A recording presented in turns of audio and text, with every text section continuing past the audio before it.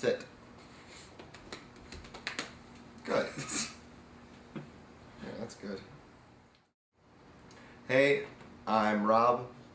I'm Tim. This is Diesel and Walter. They might be gay, but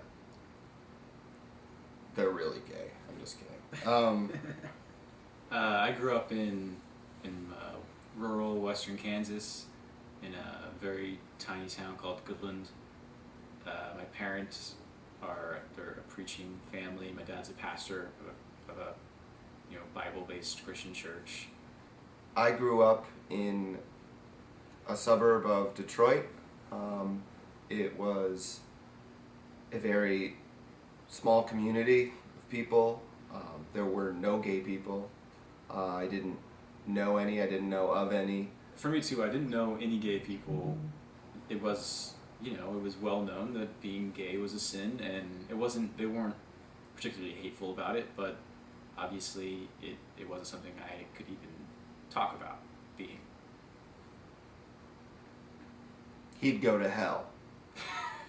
But growing up, I went to a really small middle school and high school, and it was filled with really insecure and obnoxious little brats who would say really, really hateful things to me because I sprouted late and I didn't, I wasn't particularly masculine, and I was awkward and dumpy and insecure, and not unlike millions of kids out there now, and I felt totally alone, and the things that people said to me, I can think back to it now and it makes me feel like I'm about this big.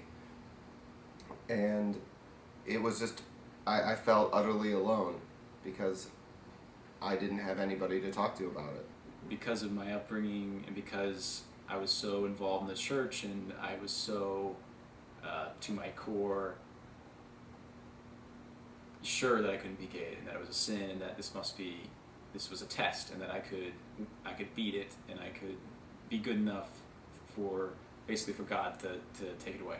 It was more of a self-torment thing, and I hated myself and I was desperate to hide it, and it would make me want to kill myself because I didn't believe, as time goes on and it doesn't go away, I didn't know what to do. A really important thing for me that I came to realize just very, very shortly after coming out is that all of the people that I feared of making fun of me or, abandoning me or not loving me anymore, they were all grossly over-exaggerated. Nobody that made fun of me in middle school and teased me and made me feel like I should die, none of those people plays any part in my life today. Not even the least bit. They don't matter.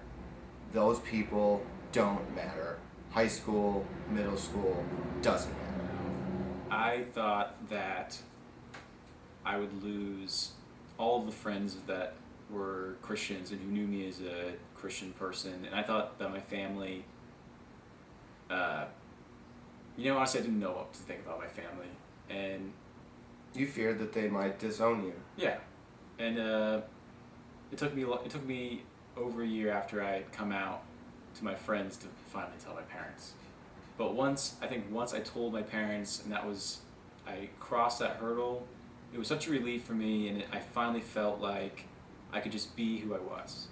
And it really, my parents could have written me off and said, we're never going to talk to you again, and I would still be happier for coming out. But luckily they didn't. And mine didn't either. And one thing that I think is an amazing surprise is that as bad as you think it's going to be, the likelihood of it being even a fraction of as terrible as you think it will be is very low. Yeah, there are people who responded negatively about it, but at the end, those people don't really matter. Timothy and I are blessed to have families that love us both very much. My family has welcomed Tim into our family with open arms, and Tim's family, despite their own relationships with God and their religious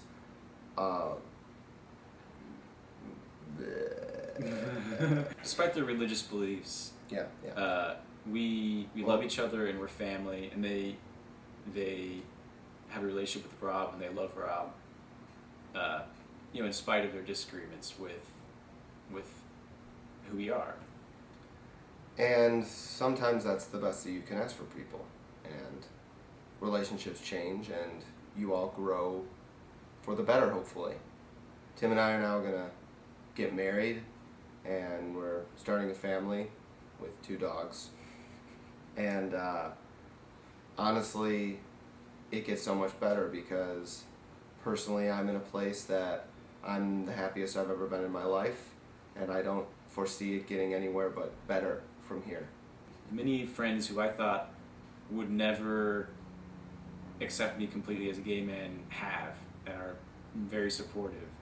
And meeting Rob and falling in love and then having a really great life together is the most